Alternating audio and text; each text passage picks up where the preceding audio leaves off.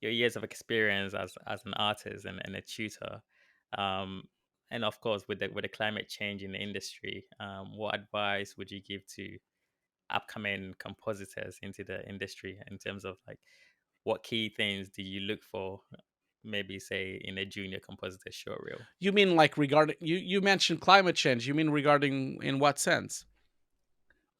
So I guess remote working right now. So if you compare how we used to go through the industry through being a runner, maybe from being a postgraduate, going through as a runner, and then of course working through the departments, and then going into the department that you're looking to Yeah. get into. Whereas now everything is digital, and you have to like fight, or not fight, but there's finding work these days is quite different, and it's Yeah, yeah, yeah, it is. yeah. So So yeah.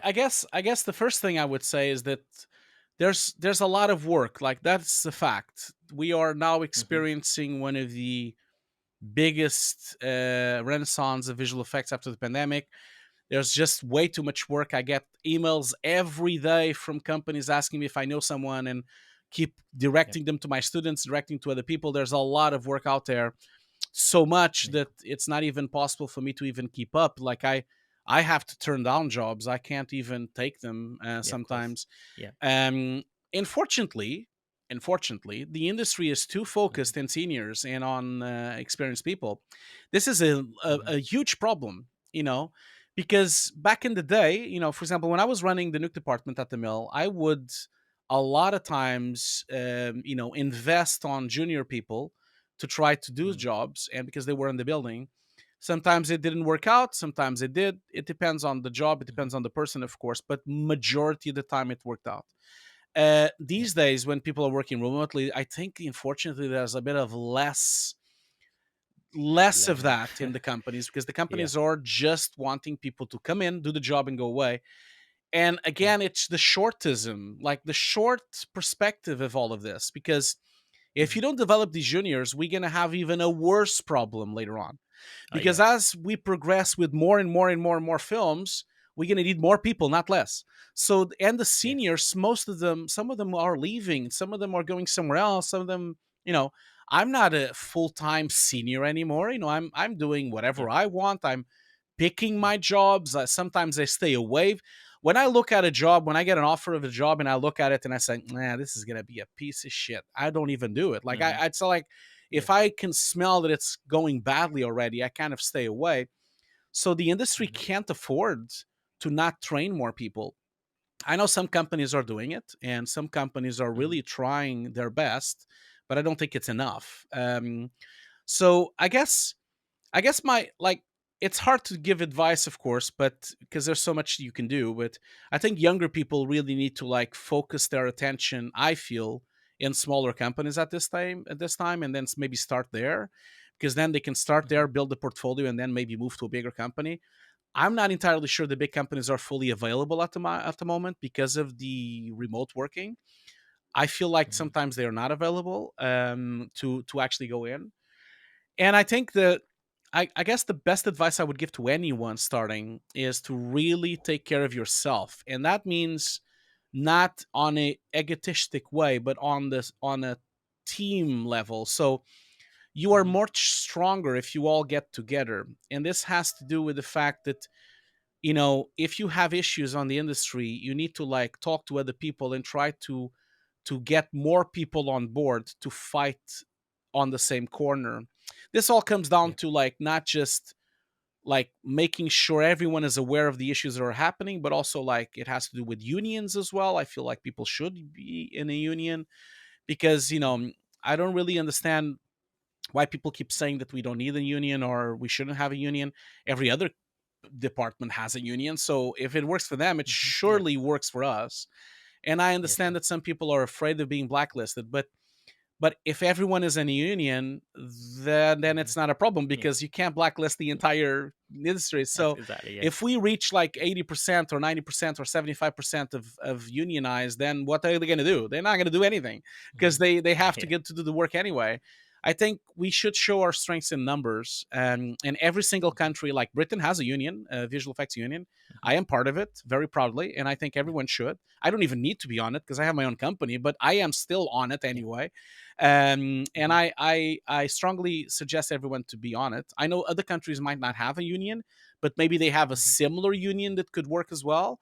I'm sure surely you can find a union that could at least help you with certain things. And people just need to be more aware of what they're signing up to. Like that's one thing the union really helps me and helps most people with.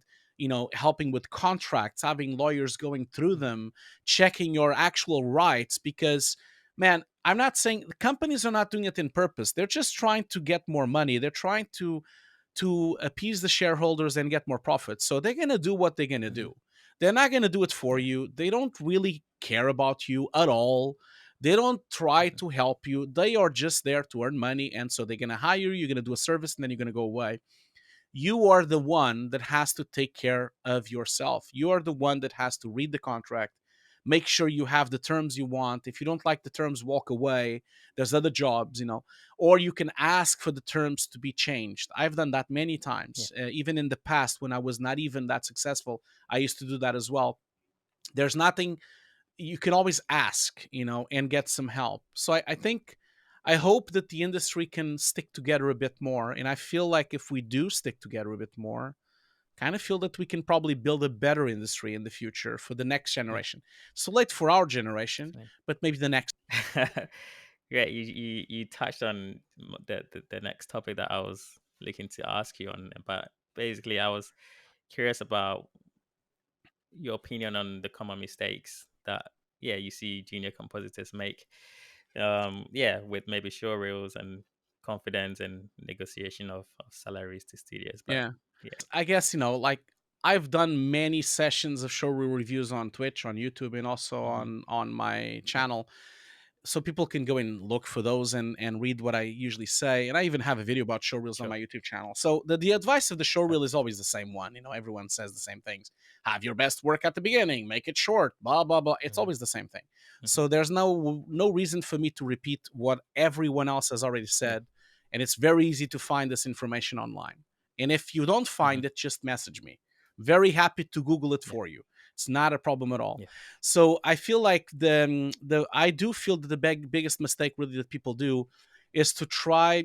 A lot of people confuse their passion with their work, and I think that is a big issue. When you go to an interview and you tell them that you are a huge fan of, no disrespect, let's say Star Wars. I'm not. Hmm. I want to make clear, I'm not saying ILM does this, okay? I'm not. I'm just making an example. So let's Yeah. say that you go to an interview and you say, "Oh, I love Star Wars. I've always dreamed working in Star Wars. That's my passion. I can't believe I'm here. I love ILM. I love this. I love Star Wars." Like, as soon as you say this to the interviewer, like, you are screwed, because now they know that you have no leverage whatsoever. It's like, okay, he's gonna do whatever he takes to be here. He's gonna accept whatever Hmm. terms we give him. So if he asks Yeah. for, I don't know, 250 pounds a day, or if he asks for 300 pounds a Hmm. day, they're probably going to say, we can only do 200. And what are you going to do? You're going to say yes, because you've Hmm. established that you will do anything to work on this thing. Yeah. So Yeah.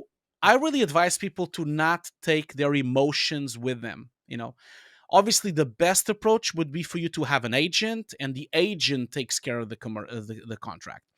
Obviously, I understand that that is not a reality. It's too expensive, and we are not actors. So obviously, an agent would be better. But if you can at least become an agent of yourself, and so Hmm. when you go to the interview, make proper questions and don't show your hand. Don't show that you would Hmm. do anything to work on this film. Don't make Yeah. those kind of demands, because you're going to just look weak into the negotiation. So make sure you Hmm. are getting paid what you're worth. You know, Yeah. I've been on so many interviews where, I was interviewed, and this was after I left the mill, and I was interviewed by a few companies that wanted me to come in to work in film, and I came in, and they would turn to me, and I would say my rate, and then they would say, "Oh, that's a commercial rate. We're gonna pay you Hmm. less because it's film." And my answer would always be the same, like, well, I'm doing the same software, working on the same thing, so I'm not going to lower my rate. So goodbye, and I would Yeah. leave. Yeah. And so I feel like you need to like stand up for yourself and know your Mhm. worth. And for you to know your rate, it is not as hard as you think. For example, the union has a rate card. You can talk to them. The rate card they have is a bit low, but you can put a bit more on top. You can always ask for more and lower it. That's not a problem. You can always negotiate. You can also contact Mhm. friends that work in the industry. You can contact people in LinkedIn. You can contact your teachers. You can contact your mentors. I am certain that you can find the appropriate rates for what you're going to do on the appropriate country, and never budge. Like, okay, this is the value I put on my work and on my I am good enough to ask for this money. They're going to have to say yes. If they don't say yes, then I'm going to go to another company. And I can assure you there's other companies, and then there's another one and another one. So I feel Mhm. like I really think the I don't want to spend too long on this, but I feel there's a lot of problems that could happen, a lot of issues. And you asked me what are the usual problems people do, mistakes. Mhm. I feel like there's a lot of mistakes, but I think this is one of the most important one. Don't confuse your passion with your work, because it's not the same Mhm. thing. Like, your hobby is one thing.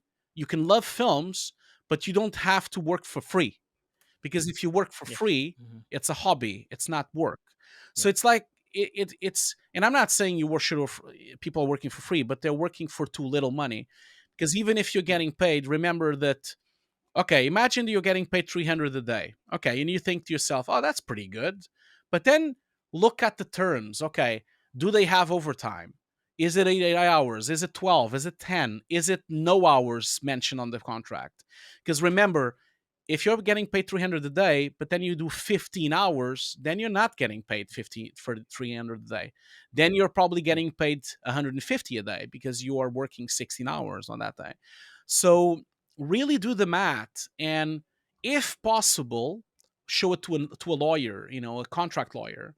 I know it's a bit expensive, but or maybe if you have a friend that it is a lawyer, they can help you, but it would be worth Mhm. it. I can tell you also, if you become part of for example, the union, the British union, Yeah. the BECTU in London, Mhm. they have lawyers that can help you. I've used them multiple times. Like, and they are free. Like, they're not going to charge you anything. They're part of the union. So there's always ways for you to kind of take care of yourself, protect yourself.